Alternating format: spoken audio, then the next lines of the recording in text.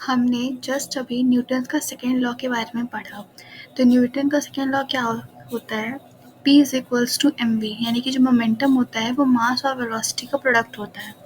अब हम उसके एप्लीकेशंस देखते हैं सेकेंड लॉ की, कि कहाँ कहाँ सेकेंड लॉ को हम यूज़ करते हैं in our everyday day to day life. The second law of motion is often seen in action in our everyday life. जो second law of motion है उसको हम कहीं ना कहीं अपनी लाइफ में यूज़ करते ही रहते हैं। Have you noticed that while catching a fast moving cricket ball, a fielder in the ground gradually pulls his hands backward with the moving ball? आप सब क्रिकेट तो देखते ही होंगे, सबका क्रिकेट फेवरेट हो गई। आपने एक चीज़ नोटिस की कि जब फील्डर जो होता है, जब बॉल उसके पास आती है और उसको कैच करनी होती है, तो वो अपना हाथ हल्का सा पीछे लेके जाता है जब कैच करते वक्त। वो डायरेक्टली कैच नहीं करता, वो जब कैच करता है तो अपना हाथ थोड़ा सा पीछे लेके जाता है। वो पीछे लेके क्यों जाता है? वो आगे से भी कैच कर सकता है, बट वो आगे से नहीं करके पीछे से कैच, हाथ पीछे से लेके जाता है। देखिए, जैसे बॉल यहाँ से आई, ये बॉल है, फील्डर का हाथ ऐसे भी हो सकता है, बट वो ऐसे नहीं करता। बॉल यहाँ पे आती है और फील्डर अपना हाथ पीछे लेके आता है। ऐसा क्यों होता है? ऐसा क्यों करता है? क्योंकि in doing so, the fielder increases the time during which the high velocity of the moving ball decreases to zero. ऐसा करने से जो टाइम है वो इंक्रीज हो जाता है। पहले बॉल यहाँ से कैच करनी थी, बट अब बॉल को इतना टाइम और लगेगा कैच करने के लिए। इन एग्जाम्पल्स में हम टाइम इसलिए डिक्रीज करते हैं क्योंकि आपने ये फॉर्मूला देखा है, F is equals to M V minus U upon T. तो अगर हम टाइम को बढ़ाएंगे तो जो फोर्स एक्सर्ट है वो लेस लगेगा, इसलिए हम टाइम को डिक्रीज करते हैं। ऐसे इससे क्या होता है, टाइम बढ़ जाता है तो इससे क्या होता है, जो वेलोसिटी है वो ज़ीरो हो जाती है बॉल की, मीन्स वेलोसिटी डिक्रीज कर जाती है। Thus, the acceleration of the ball is decreased and therefore the impact of catching the fast-moving ball is also reduced.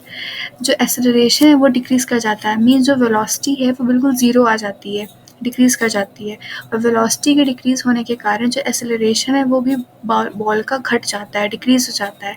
इसीलिए जो इम्पैक्ट होता है, यानी कि जब हम कैच करते हैं तो एक फ़ोर्स हमें लगता है बॉल पकड़ते वक़्त, तो वो फ़ोर्स, वो इम्पैक्ट कम फ़ील होता है, जिसकी वजह से हमें हर्ट होने का या फिर चांसेस कम हो जाते हैं, हमारे हाथों में लगती नहीं है, अगर हम साफ-साफ कहें तो ये। तो इस पूरे एग्जाम्पल का मतलब ये है कि जब फील्डर होता है उसको बॉल कैच करनी होती है, तो वो अपना डायरेक्ट कैच ना करके वो अपना हाथ थोड़ा सा पीछे लेके जाता है। वो पीछे इसलिए लेके जाता है जिससे कि जो टाइम है वो थोड़ा इंक्रीज़ कर जाए।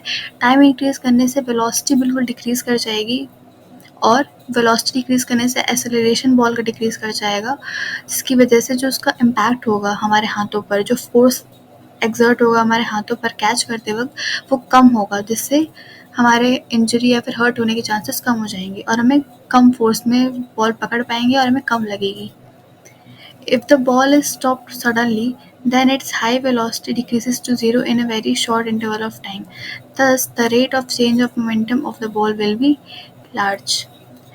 Therefore, a large force would have to applied for holding the catch that may hurt the palm of the fielder. लेकिन अगर हम डायरेक्ट कैच करते हैं तो टाइम ज़्यादा हो जाएगा, जिसकी वजह से जो मोमेंटम होगा वो लार्ज होगा, और जिसकी वजह से जब कैच करते वक्त जो फील्डर होगा उसके हाथ में लग भी सकती है। फिर दूसरा एग्जाम्पल देखते हैं।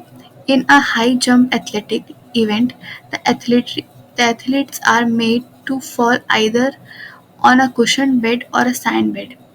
जब हाई जंप होता है तो हमने ये चीज़ नोटिस की होगी कि जो एथलीट होते हैं, जो हाई जंप करते हैं, उनको या तो किसी कुशन बेड या फिर सैंड बिछा दी जाती है जिसके ऊपर वो हाई जंप करते हैं। क्यों ऐसा क्यों होता है? उनके ऊपर, मतलब जहाँ पे वो जंप करते हैं वहाँ पे कुशन बेड या फिर कुछ ऐसा कुछ बिछा क्यों दिया जाता है? This is to increase the time of the athletes fall to stop after making the jump. This decrease the rate of change of momentum and hence the force.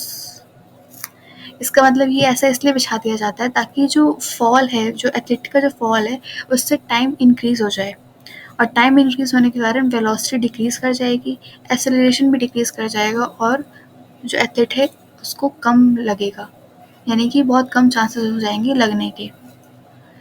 Try to ponder how a karate player breaks a slab of ice with a single blow. आप ये भी देख सकते हैं कि जो karate players होते हैं, आपने देखा होगा कि बहुत सारे जो स्लैब्स होते हैं, मतलब एक के ऊपर एक के ऊपर एक वो टाइल्स टाइप रख देते हैं और एक झटके में वो सारे टाइल्स टूट जाते हैं।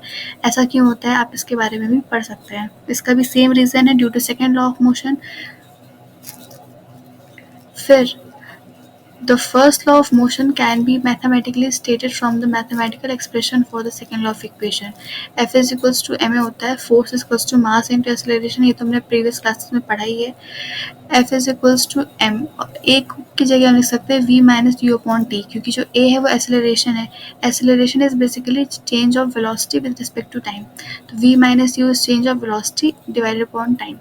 So ft is equals to mv minus mu, ये t जो है हमारा लेफ्ट हैंड में चला गया और एम वी और एम यू मल्टीप्लाई में आ गया।